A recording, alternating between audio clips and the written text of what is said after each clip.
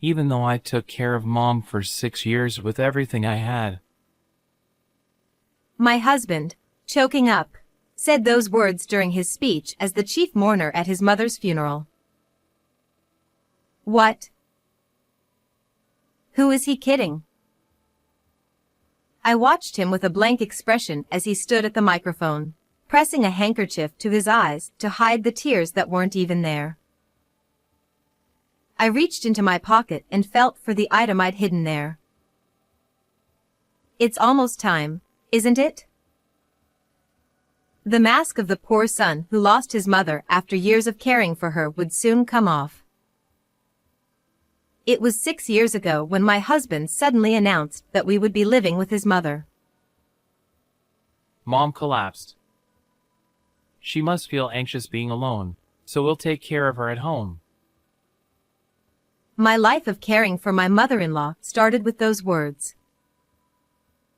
Luckily, my husband and I didn't have children, so we had enough rooms in the house to accommodate her without much trouble. Having lost my own parents in a traffic accident at a young age, I wanted to do my best for my in-laws. But apparently, I was the only one who felt that way. I'll be home late again today, so look after Mom, will you? What? Again? What are you doing so late every night? Work, obviously. You've never had to work this late before. And besides, you're the one who insisted on living with your mom, so how can you dump all the caregiving on me? Putting her in a home would cost money, wouldn't it? If you take care of her, it's free, right? What the? So that's why you brought her here? Stop complaining! It's easier for women to deal with each other anyway, isn't it? He shamelessly brushed off my complaints. From that point on, he never helped with his mother's care, and the days when he didn't return until after midnight became more frequent. 2 months into living with my mother-in-law, I was exhausted from caregiving every day. Meanwhile, my husband's skin had somehow become glowing and radiant. Nearing 50, he had started using cologne he'd never worn before, and each morning, he hummed while styling his hair, practically announcing, "I'm having an affair." Can't you clean yourself up a little? Aren't you embarrassed to walk around looking like a rag in those shabby clothes without any makeup? I don't have time to put on makeup when I'm caregiving from morning till night, and I have to wear something practical. Whose fault do you think that is? Stop screeching! It's only natural for a wife to take care of her husband's mother. Of course not. And besides, your mom never listens to a word I say. She's so demanding. It's ridiculous, both of you. My prideful mother-in-law couldn't stand being cared for by someone else, so we constantly fought. She never once thanked me. But no matter how much I directed my frustration at my husband, it only made him more irritated. He began criticizing the meals I made, and eventually, he wouldn't take a single bite, tossing the food away instead. Even though I was being treated so cruelly, I had nowhere else to go, having no family of my own. I'm sure my husband knew that and used it to his advantage. It was as if I could hear him saying, "You have no choice but to stay here." 5 years passed, and I was still the only one caring for my mother-in-law. Then, one day, she started complaining of feeling unwell, and after visiting the hospital, it was revealed that she had a severe illness. Her condition had already progressed significantly, and the doctor gave her a prognosis of 6 months to live, leaving us with a choice between hospitalization or home care. If it's already too late, what's the point? Hospitalizing her would just be a waste of money. Home care is the only option. Hey, don't make it sound so simple. Are you going to take care of her then? What? You've been the one taking care of her all this time, so you're responsible till the end. At least for once, act like her son in her final days. Oh sure, I'll pray to God to put her out of her misery quickly. How's that? I'm the perfect son, aren't I? I couldn't find the words to respond to my husband, who puffed up with pride. So, this grueling caregiving would finally end soon. That thought crossed my mind for a moment. Looking back on the 6 years I had spent tirelessly caring for her, I was filled with mixed emotions. But my husband, oblivious to what I was feeling, continued to happily visit his mistress. However, around 3 months after my mother-in-law was given her terminal prognosis, I noticed a change in my husband. Occasionally, he started visiting his mother's room, spending several minutes with her. Could even someone like him become gentle when his mother's end was near? Not wanting to intrude on their private time together, I made it a point to avoid going near the room when my husband was with her. Having lost my own parents suddenly in an accident, without the chance to say goodbye, I found myself, shamefully, feeling envious of the precious time they had left together. That day, like always, I brought food to my mother-in-law's room. Just as I was about to leave, she suddenly called out to me. May I have a moment? 30 minutes later, when I returned to the living room, I must have looked completely out of sorts. Hey, what's up? Did something weird happen? Huh? Oh, no. It's nothing. Even my normally indifferent husband noticed something was off and asked me. Feeling like I couldn't keep my composure, I quickly said, "I'm going to run out for a bit of shopping," and hurried out of the house. As I walked aimlessly along the main street, I couldn't stop the tears from flowing as I recalled what my mother-in-law had told me in her room. 4 months later, my mother-in-law passed away. It had been a full year since she received her terminal diagnosis. Even when you know the end is coming, witnessing someone's final moments is an emotional blow. I kept myself busy, arranging the funeral and notifying relatives, trying to cope with the weight of it all. But my husband? Make sure the funeral's the cheapest option. After giving that one instruction, he didn't lift a finger to help. And then, to top it all off. Where's my funeral suit? Seriously? You're the host of the funeral. Pull yourself together. What? The professionals handle everything, don't they? All I have to do is give a speech. That's true, but what is with you? Your mother just died. Shouldn't you be a little more upset? I raised my voice in frustration, but he just smirked. Nah, nothing to be upset about. More like pure relief. What? From my perspective, all I can think is finally. You know? They said she had 6 months to live, but how much longer was she planning to stick around? I was speechless. As I started to walk away, knowing there was no point in talking to him anymore, my husband suddenly shouted. Oh, right! With exaggerated excitement, he pulled a divorce form from the drawer and slammed it on the table. Here you go! Just need your signature, and we're done! He was beaming. Man, I've been waiting so long to hand this over. Now that Mom's gone, and I don't need you as a caregiver anymore. You're useless. So, you want a divorce? Of course! I've got a younger, prettier woman waiting for me. let's wrap this up, shall we? To him, his mother's funeral and our marriage were just inconveniences to deal with. Seeing that I wasn't responding, he seemed to take my silence as agreement and got even more excited. Oh, and you probably didn't know, but despite how she looked, Mom had quite a bit of money saved up. Really, is that so?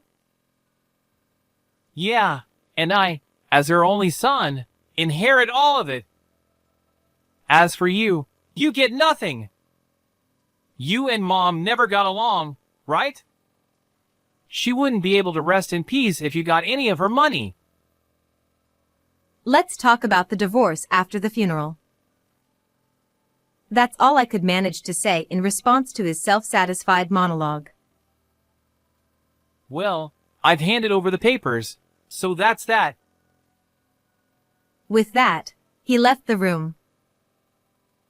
The funeral proceeded solemnly, with the relatives in attendance, until it was time for my husband's final speech as the host. With a serious expression, he stood before the microphone, gazing at his mother's portrait for a few moments before bowing deeply to the attendees. Thank you all for coming today for my mother's funeral. He began his speech in a trembling voice, dabbing his eyes with a handkerchief, and I could hear quiet sobbing from the crowd. After pausing for dramatic effect, he continued.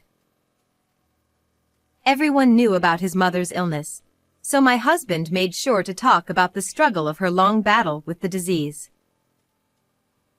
And then, at the very end of his speech, he said something unbelievable. For 6 long years, ever since my mother's diagnosis, I've given everything I had to care for her, but, sadly, we've now come to this day. He paused again, this time pretending to choke back tears, his head bowed in sorrow. I could hardly believe what I was hearing. Which mouth is spitting out this nonsense? No one knew that it was me who had been left alone to handle my mother-in-law's care all these years. The relatives, oblivious to the truth, only saw my husband as a devoted son, and the room grew heavier with grief. It's about time, isn't it? I slipped my hand into my pocket and felt the small object I had stashed there. Slowly, I pulled it out. My husband's masquerade as the tragic son who lost his mother after years of devoted care was about to be over. I stood up suddenly from my chair, catching everyone's attention. Excuse me, everyone. Would you like to hear a message from my mother-in-law in heaven? Gasps of surprise rippled through the room as all eyes turned toward me. Even my husband's face froze in shock as I raised my hand high, holding the voice recorder I had kept hidden, and pressed play. As soon as the recording of my mother-in-law's voice began to echo through the silent room, the atmosphere shifted dramatically. Thank you, everyone, for coming here for me today. I wonder if my son managed to give his speech as the head mourner properly. He's probably lying through his teeth, saying he took care of me all by himself. At her words, relatives exchanged puzzled looks, and some furrowed their brows, casting glances toward my husband. Hey! What do you think you're doing? This is a funeral! Stop it right now! Oh, we're just getting started. Besides, this is what the guest of honor, your mother, requested. What? She asked me to play this during your speech. So, why don't you stay quiet and listen? Without giving him a chance to protest, I pressed the play button again. What followed was the truth of what had really been happening in our household. My mother-in-law's care had been my responsibility from the very beginning. My husband hadn't lifted a finger to help. Instead, he treated me cruelly and frequently ran off to see his mistress. My husband's face had been rigid up until this point, but suddenly he snorted and started grinning.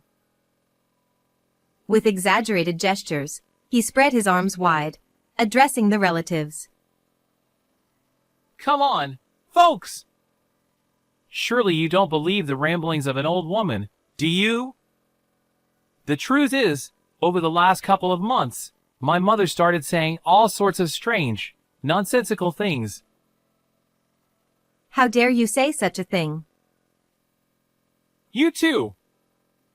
Believing the ramblings of an old hag and airing this nonsense in front of everyone? Ridiculous! How can you speak that way about your own mother? Aha! I see what this is. You're trying to turn the relatives against me, so you can snatch the inheritance. Nice try, but you won't get away with it. Like I told you yesterday, not a single penny of my mother's estate is coming your way. My husband was getting more and more worked up, practically snorting in anger. I had reached my limit. Actually, you're the one who won't be getting a penny. What are you talking about? Your mother disinherited you. Do you know what that means? You've lost all legal rights to her estate. It's written clearly in her will, which I've already handed over to the lawyer. The court has approved it too. What? You're lying! Then what happens to the inheritance? According to her will, I'll be inheriting everything. What? You're a snake! How did you pull this off? You must have threatened my mother into it. You heartless witch! Who's the real heartless one here? My voice, trembling with emotion, stopped my husband in his tracks. For a moment, he seemed taken aback by the tears welling up in my eyes. He had no idea what those tears meant. I took out a cell phone from my bag and stared him down. This is your mother's phone. If you want to know why the court disqualified you from inheriting her estate, you can hear it for yourself. There's a recording here that explains everything. What's that supposed to mean? I turned the volume all the way up so the relatives could hear and pressed play. Hurry up and die already! Stop clinging to life like a coward! What's the point of you still being here? You've outlived your damn prognosis. If death isn't coming for you, go to it yourself. The recording was filled with cruel words, unbearable to listen to, as well as sounds of my husband hitting his mother and throwing things at her. You know, a few months ago, when you started going into your mother's room more often, I was actually happy. I thought maybe, deep down, you were still her son. That you wanted to spend what little time she had left with her. That's not! I mean! But I was wrong. Your mother was fighting to live, even with only 6 months left to her name. And yet you... Wait! Hold on! Why are you crying? I thought you hated her. It was no surprise that my husband had misunderstood. Indeed, my mother-in-law and I argued constantly. At least for the first year after we started living together. But despite the frequent fights, as I continued to care for her in silence, she gradually began to open up to me. By the 3rd year, I was even confiding in her about my husband's infidelity. Still, I continued to speak poorly of her in front of my husband, pretending we were at odds. This act was actually something she had advised me to do. My mother-in-law was furious about my husband's cheating and had firmly declared that she didn't want him to inherit anything, especially considering he left all of her care to me. You thought you could say those awful things so easily because you believed my relationship with your mother was strained, right? You assumed it wouldn't reach me. But all this time, you were just dancing in the palm of her hand. Damn it! You played dirty! But why? You knew her time was limited, so there was no need to push her like that. This was the question that had come to my mind the moment I first heard the recordings from her phone. If he hadn't acted so cruelly, maybe he wouldn't have been disinherited. But that question was soon answered by his unthinkable confession. The thing is, when they said she only had 6 months left, I figured that by then I'd get a huge inheritance. So I went crazy with that woman, spent a lot, even took on debt. That woman? You mean your mistress? Yeah, well, Unbelievable. but then Mom kept living past those 6 months, and the repayment deadline was getting closer. I was desperate. I was utterly disgusted. I couldn't believe how rotten he had become. As I looked at him coldly, my husband's demeanor suddenly changed, and he started pleading with me. Hey, you haven't submitted those divorce papers yet, have you? Let's not go through with it. What are you talking about? Of course, we're getting divorced. That was your mother's final wish too. She wanted me to divorce you after the funeral. No way! Please reconsider! Without the inheritance, I have no way to pay off my debts. Help me! He was now desperately clinging to my legs, looking more pitiful than I had ever seen him. As I struggled to shake him off, one of the relatives shouted, "Enough!" Then, one by one, the people in the room began to voice their outrage against him. Not a single person was on his side anymore. In the end, 2 or 3 relatives grabbed him and dragged him out of the venue.